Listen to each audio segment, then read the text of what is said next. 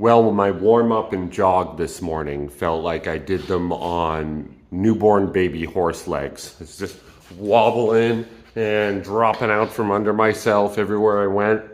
I think it's safe to say that that new PR in the squat took a bigger bite out of me than I expected, which is good. You know, I'm still happy. I'm still happy I did it. Today's a minimum day, so it's going to be a short little video. I'm going to post something later about the burpee war, but I'm just going to get up to my minimum. I'm going to try not to lose control of myself and call it, you know. The last few days have been pretty low intensity, despite the big squat, pretty low intensity. And I could feel worse about it. I really could, you know. Overall, I feel like it's necessary. And so yeah, we get the minimum today and go upstairs and make some pancakes for the babies. What else? I think that's it. Stay tuned. So I have this fantasy, and yeah, I don't know. It's like that sooner or later, this whole social media boom, this whole social media bubble that we're in will nourish us. that after X amount of time, we'll get tired of scrolling through TikTok. We'll get tired of six-pack ab secrets. Pick your favorite cliche.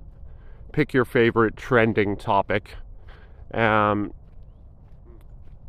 then we'll realize that these things aren't nourishing us, you know? And that we'll turn towards each other rather than influencers or personalities or celebrities. And we'll use this technology in new, exciting, and previously unimaginable ways, you know? We'll say the fitness sphere, right? Which I guess I'm in. I guess we're all in right now, you know? Instead of surrendering our agency to people that don't care about us, that are just trying to make money, which, by the way, also good for them, you know? Like hack the system, make a living at this. I have no quarrel with you. But that is the goal, you know? It's not a support structure. And that we'll turn away from that and towards one another. And we will create a support structure that buoys us all, like a lattice, like a net that everyone's a part of, that catches us and helps us. It does nourish us. It does support us. And I guess what I wonder is, I less wonder and know that I'm not the guy to do that. I'm not going to spearhead this movement. I'm not sure it's a movement, and I'm not sure it needs a head even at all.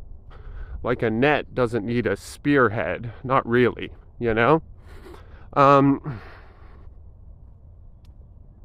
I just think it's fascinating. I think it's so interesting and so exciting. I think we live in unbelievably exciting times. And what agonizes me, what's so punishing, is that we are literally holding in our hands right now the key, the tool that we will use or could potentially use to support one another, to help one another. Whatever our goals might be, you know, it doesn't have to be something dumb like squat every day. It could be anything. It could be any human endeavor. And how something like that works, this is like a little bit of magic, you know? This is the special operations in the military have known about this magic for years, you know, decades, longer. Like, we don't build each other up by educating each other or disciplining each other or motivating each other. Those are all like parts of it, but that's not what does it. What does it is just being in the group. Just being in the group at all. Like, some estimates are like that your endurance, your no-quit attitude, is improved by as much as 60% just by being in a group, just by being accountable to a group of folks. And this part's really cool. You don't even have to believe in the cause. You don't have to, you could be a part of the group for kicks and kicks alone. You're like, whatever the group's agenda is, you're not interested in it. You could even be against it. And you would still get that benefit. You know? I experienced that with AA. I strongly disagree with a number of the principles in AA. But I'm 6 months sober today. And how did I do it? Well, there are a lot of things that I did, and a lot of those things had benefit. And there are some other things that I did, and those things were stupid and they hurt me. But the truth is, I didn't do it. The group did it. I'm in a group. I'm accountable to a group. I have relationships in this group. And I'm often very hostile in these relationships. And I often push back against them strenuously. But the group doesn't care. The group is strong enough to endure my criticisms, to endure my rancor. And it buoys me anyway. And through that process, I buoy others. You know, they see me and they're like, this guy hates AA and does everything wrong. And yet he's sober. So certainly I have a chance, right? Right. Exactly right. It's the group, you know? And now AA is kind of an obvious example, you know? And its track record is modeled for sure. Like you could be against AA and be a reasonable, well-thinking individual. And, you know, I'm not interested in that debate. But what I do see the potential for, and I see it grotesquely underutilized, is that we could form similar groups. Like, not 12-step groups. Just groups, period. And help one another using the same principles. These are the principles of team sports, you know, or fandoms. Like, we hold each other up. And the way that, I'm going to pick on fitness again. The way that, like, being a fitness influencer and a fitness personality works is that they hog all the attention for themselves and then monetize that attention. And, like, there could even be great advice within this attention-seeking behavior. And it could even work for people on an individual basis. But what it doesn't do, what it can never do, is benefit the group. Because the group is hierarchical. There really ultimately is no group. There is a cult of personality. Typically a personality of one. And then there are the subjects, you know, the source of revenue. And that sucks, man. Because I know, I even know a couple of these people personally. That's one of the benefits of having a YouTube channel, is you reach out to people and they tend to respond back. And many of them are well-intentioned people that genuinely want to help others, but are just trying to make a living, you know? And I think it's hilarious when, like, they'll have a YouTube channel that garners all of this attention and a small amount of revenue, but the results from the YouTube channel are mixed. But then they'll form a small group, say on Facebook or what have you. And everyone in the group thrives. But the viewers of the channel don't thrive. You know? Or the degree to which they thrive is hugely disproportionate. Hugely. And like, I don't know what the solution to this is. So in some sense, I'm just complaining right now, which is a trait in a person I hate the most. But like, just because I don't know what the solution is, doesn't mean there isn't a solution. And I know there's a solution. There's a solution to this problem. And I think we're surprisingly, shockingly close to it.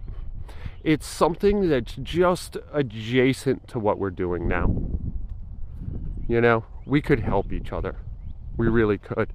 And we help each other by just existing.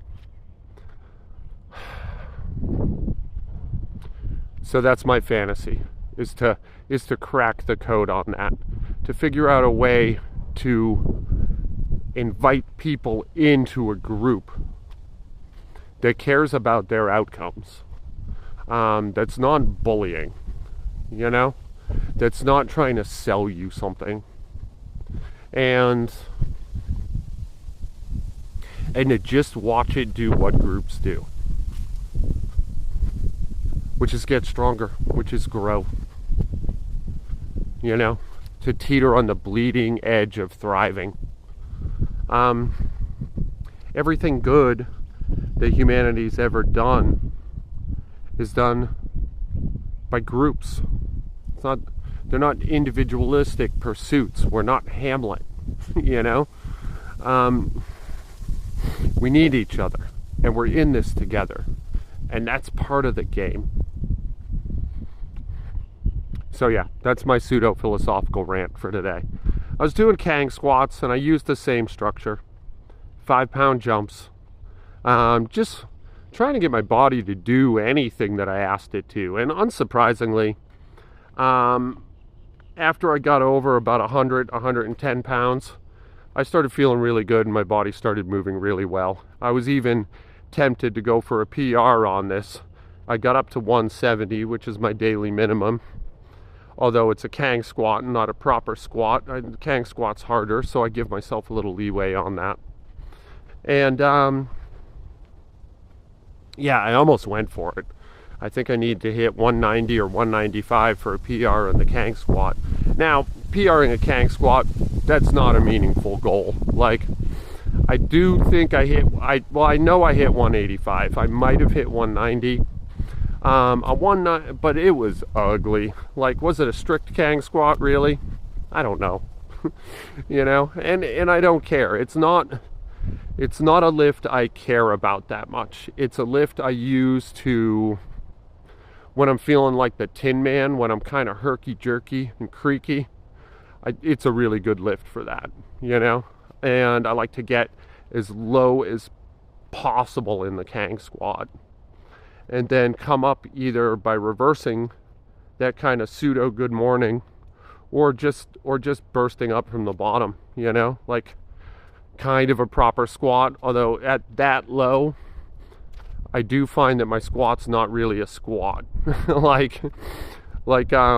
that's something I've learned over the last 6 months. Like, I like to go well below parallel in the squat, but at a certain point, I come to like a rest posture, and it's not a real rest because I got weight on my back.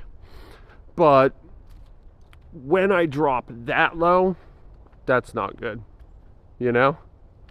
Like, as low as I am right there, that's not a good place to have a bar on your back. Like, and somewhat ironically, I can generate quite a bit of force from that position, but I don't think it's a helpful area of my squat to train. And I only do it in the Kang squat. And I like it in the Kang squat for my own reasons that are, maybe a little counterproductive.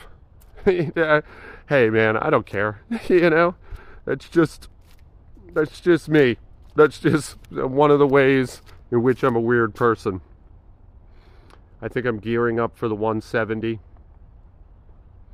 Just taking a little breather. This took me 45 minutes to go from 44 pounds to 170. And what is that? It's got to be almost 30 sets of one. And I feel good. I feel loose. I feel mobile today. I'll watch this with you. Later today, I'm going to post a video about the burpee war. This is Joe in real life. I love you guys. Be good to each other today. Yeah, that looked great. No complaints. No notes.